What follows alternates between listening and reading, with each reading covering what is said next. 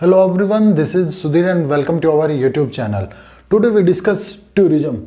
आज बेटा हम जो टूरिज्म है उसके बारे में डिस्कस करेंगे और ये टूरिज्म का जो टॉपिक है वो मैं पूरा आज कंप्लीट है वो करा दूंगा। इसके ऊपर आपको कोई भी जो वीडियो है वो देखने को नहीं मिलेगी। ये बिल्कुल कंप्लीट टॉपिक हो जाएगा हमारा आज, क्योंकि मैंने सोचा था कि मैं अलग अलग जो वीडियो है वो बनाऊं, इस पर अट्रैक्शन के और इफ़ेक्ट के जो फैक्टर हैं उन पे मैं अलग वीडियो बनाऊं।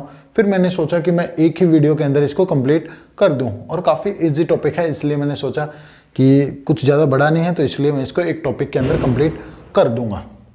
चलिए बात करते हैं टूरिज्म। क्या होता है कि जब हम एक ट्रेड के लिए, एक व्यापार के लिए यात्रा जो जर्नी है वो न करके, ट्रेड के लिए जर्नी न करके हम केवल अपने एंटरटेनमेंट के लिए यात्रा करते हैं तो उसको हम टूरिज्म बोलते हैं। जब व्यक्ति ट्रेड के लिए, व्यापार के लिए नहीं बल्कि अपने मनोरंजन के लिए एक स्थान से दूसरे स्थान पे जाते हैं या यात्रा करते हैं तो उसको टूरिज्म या पर्यटक के नाम से जाना जाता है। जर्नी अंडरटेकन फॉर रिक्रिएशन, यहाँ पे याद रखना, recreation is known as tourism, उसी को टूरिज्म है वो कहते हैं। Tourism is growing at rapidly, ये क्या है रैपिडली, जो ग्रोथ है वो हो रही है rapidly place all over the world. Tourism के जो प्लेसेस हैं वो काफ़ी तेज़ी से पूरे वर्ल्ड के अंदर इंक्रीज है वो हो रहे हैं। This is the single largest tertiary activity in total registrated job. इसके अंदर पहली एक या अकेली सिंगल ऐसा सेक्टर, एक ऐसा टाइप है टर्सरी एक्टिविटी का जो 250 मिलियन या मैं कहूँ कि 25 लाख लोगों को रोजगार प्रोवाइड कर रहा है डायरेक्ट और इनडायरेक्ट रूप से। और इससे जो रिवेन्यू, जो इनकम जो प्राप्त होती है वो 40% ऑफ द टोटल जीडीपी, जो जीडीपी है उसका 40% हमें केवल टूरिज्म से ही प्राप्त होता है बेटा, ये भी आपको याद रख सकते हैं। इसके साथ साथ जो टूरिज्म है वो हमें अलग अलग तरह की और जो एक्स्ट्रा जो सर्विस है वो भी प्रोवाइड करता है, या मैं कहूँ कि एक्स्ट्रा जो इनकम है वो भी हमें प्रोवाइड करता है, जैसे ट्रांसपोर्ट की, यातायात की, भोजन की, मील, और इसके साथ साथ होटल या फिर रेस्टोरेंट जहाँ पे वो खाना खाते हैं, जहाँ पे वो रहते हैं, तो इनको भी जो टूरिज्म है वो रोजगार है वो दिलवाता है कि ठीक है ना। जो एम्प्लॉयमेंट है वो भी साथ में, जो टूरिज्म है वो अन्य जो सर्विस सेक्टर है उनको भी रोजगार है, जो एम्प्लॉयमेंट है वो दिलाता है। ये जो मैंने आपको बता दिया। In some area tourism is seasonal, कुछ क्षेत्र ऐसे हैं जहाँ पे टूरिज्म है वो सीजनल है। यहाँ पे याद रखना कि कुछ स्थान ऐसे हैं जहाँ पे टूरिज्म है वो सीजनल है, कि कुछ पर्टिकुलर मंथ ही वो चल पाते हैं, वहाँ पे जो टूरिस्ट हैं वो आते हैं, तो ये भी आप याद रख सकते हैं। टूरिस्ट रीजन, अब रीजन की बात करते हैं, क्षेत्र मेडिटेरियन कोस्ट इन यूरोप का जो मेडिटेरियन जो कोस्ट है उस पर, और वेस्ट कोस्ट इन इंडिया का west coast. Winter sports place found in mountain के ऊपर वे स्थान जहाँ पे विंटर स्पोर्ट्स हमें देखने को मिलता है। फिर नेशनल पार्क हुए लैंडस्केप, कल्चरल एक्टिविटी या हिस्टोरिक टाउन, ऐतिहासिक जो नगर हैं, ये भी एक तरह से टूरिस्ट रीजन हैं जो लोगों को अपनी ओर आकर्षित करने में एक अहम योगदान है वो निभाते हैं। अब उन फैक्टर की बात करेंगे जो टूरिज्म को अफेक्ट करते हैं, फैक्टर अफेक्टिंग द टूरिज्म। पहला आता है डिमांड।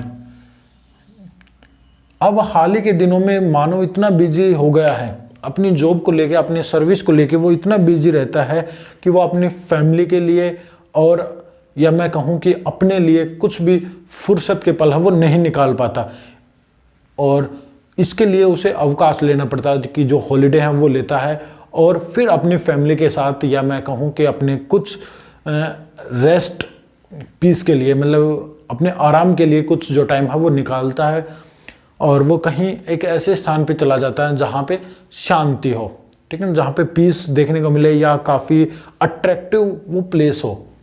तो इसलिए इसकी जो डिमांड है वो काफ़ी ज़्यादा बढ़ गई है, और काफ़ी जो लास्ट ईयर है या लास्ट सेंचुरी है last century due to the improvement in the standing living. जो लिविंग का जो स्टैंडर्ड है, ठीक है ना, लिविंग का जो स्टैंडर्ड है उसके अंदर जो लास्ट सेंचुरी थी उसके अंदर इम्प्रूवमेंट देखने को मिला। इसी के कारण क्या हुआ कि काफ़ी तेज़ी से इंक्रीज रैपिडली टूरिज्म, जो टूरिज्म है वो काफ़ी तेज़ी से बढ़ा और लोगों के पास जो टाइम है उसको वो ज़्यादा से ज़्यादा जो टाइम है वो अब अपने हॉलीडे पे भी बिताने लग गए हैं। दूसरी चीज़ आती है ट्रांसपोर्ट। ट्रांसपोर्ट ने भी काफ़ी प्रभावित है वो लोगों को किया है और ये आज भी प्रभावित करता है। पहले लोगों को एक स्थान से दूसरे स्थान पे जाने के लिए काफ़ी ज़्यादा जो समय है वो लगता था, तो इसलिए लोग हम वो ज़्यादा नहीं जा पाते थे। अब रोड भी बन गए हैं, जैसे कार से हम जा रहे हैं तो काफ़ी कम समय में हम आसानी से पहुंच सकते हैं। एयर जो ट्रांसपोर्ट है इसके द्वारा हम विश्व के किसी भी कोने में कुछ एक घंटों के अंदर जा सकते हैं। तो जो ट्रांसपोर्ट है उसने भी काफ़ी ज़्यादा इफेक्ट है वो क्या, जैसे distance cover only few hour. हमें वर्ल्ड में कहीं भी जाना हो तो हम कुछ एक घंटों के अंदर बाई एयर ट्रांसपोर्ट के द्वारा हम कुछ एक घंटों के अंदर, कुछ एक मिनटों के अंदर हम उस स्थान पे जा सकते हैं, जिसके कारण हमारा समय की बचत होती है और हम एक लंबे समय तक वहाँ पर अपना जीवन या मैं कहूँ कि अपना एंजॉयमेंट है वो कर पाते हैं। अब कुछ फैक्टर हैं अट्रैक्शन के, जो टूरिस्ट को अट्रैक्ट करने वाले जो फैक्टर हैं उनके बारे में आपसे पूछेगा तो आप यही जो फैक्टर हैं उनके बारे में लिखोगे। पहला आता है क्लाइमेट। अलग अलग क्षेत्रों के अंदर अलग अलग फैक्टर इसके अंदर इंक्लूड हम वो किए जाते हैं। जैसे नॉर्थ यूरोपियन जो रीजन वाले जो लोग हैं वो प्रीफर करते हैं साउथ यूरोप को और मेडिटेरियन लैंड को, क्योंकि यहाँ पे जो क्लाइमेट है वो काफ़ी सम देखने को मिलती है, जबकि यहाँ पे काफ़ी ज़्यादा कोल्ड है। ये जो रीजन है वो काफ़ी ज़्यादा कोल्ड है और ये किसकी साइड आना चाहता है, वार्म की साइड आते हैं ये लोग। जैसे इंडिया के अंदर नॉर्थन जो प्लेस है इंडिया के अंदर, यहाँ पे जो रहने वाले जो लोग हैं नॉर्थन प्लेन के अंदर ये जो लोग हैं वो प्रीफर करते हैं हिमालयन रीजन को। ये वार्म से कोल्ड में आते हैं और जबकि कोल्ड से वार्म में जाते हैं। तो ये आपको समझ आया होगा। लैंडस्केप, भू आकृतियाँ, जैसे माउंटेन, ये भी लोगों को अपनी ओर आकर्षित करता है। लेक्स, सी और भी बहुत सारी जो चीज़ें हैं वो अपनी ओर आकर्षित करने में एक अहम भूमिका है वो निभाते हैं। हिस्ट्री एंड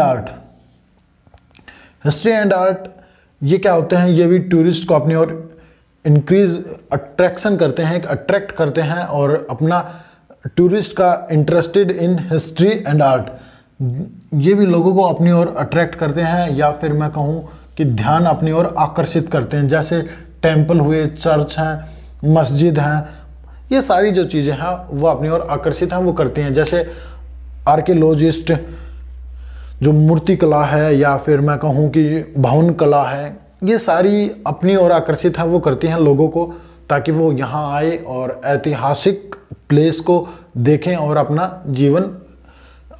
एंजॉयमेंट है वो करें और जीवन को एक अच्छे उदाहरण के रूप में प्रस्तुत करने की भी प्रेरणा हमें यहाँ से देखने को मिलती है।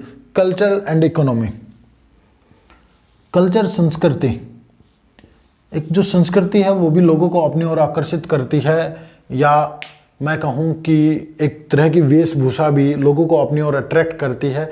वहाँ पे जाते हैं तो वहाँ की जो इकोनॉमी, चीफर स्पोर्ट, और वहाँ पे सस्ते स्पोर्ट या मतलब जो स्थान है वो देखने को मिलेंगे, बिकम मोर पॉपुलर, और वो ज़्यादा पॉपुलर होते हैं। वहाँ पे हमें जो इकोनॉमी है वो ज़्यादा डेवलप देखने को मिलेगी, क्योंकि वहाँ पे जो सारी चीज़ें हैं वो हमें सस्ती देखने को मिलती है, क्योंकि वो प्लेस कैसा है, डेवलप है। जैसे इंडिया के अंदर वैष्णो देवी हम जाते हैं तो वहाँ पे हर एक चीज़ें हैं वो हमें सस्ती देखने को मिलती हैं या फ्री भी देखने को मिलते हैं। काफ़ी ज़्यादा जो लोग हैं वो फ्री में लोगों को भोजन कराते हैं, पानी पिलाते हैं। काफ़ी ज़्यादा जो सर्विस है वो आपने देखी होंगे। तो आपसे रिक्वेस्ट है कि आपको हर एक जो पॉइंट है वो क्लियर हुए होंगे। जैसे गोवा, कर्नाटका, इनको होम स्टे के नाम से भी जाना जाता है या हेरिटेज होम के नाम से भी इनको जाना जाता है, जहाँ पे लोगों को ठहराया जाता है। तो जो टूरिज्म है बेटा वो हमारा कंप्लीट हुआ। आपको किसी प्रकार से कोई डाउट लगती है तो आप मुझे कमेंट करके बता सकते हैं, और नेक्स्ट वीडियो के अंदर आपको जो भी आपका टॉपिक है उसको हम सोल्व कराने की कोशिश करेंगे। तो बस बेटा आज के लिए इतना ही, मिलते हैं नेक्स्ट वीडियो में नेक्स्ट टॉपिक के साथ। और आपको वीडियो अच्छी लगी तो लाइक करें, शेयर करें और चैनल को सब्सक्राइब जरूर कर लीजिए ऐसे ही वीडियो देखने के लिए। Thank you.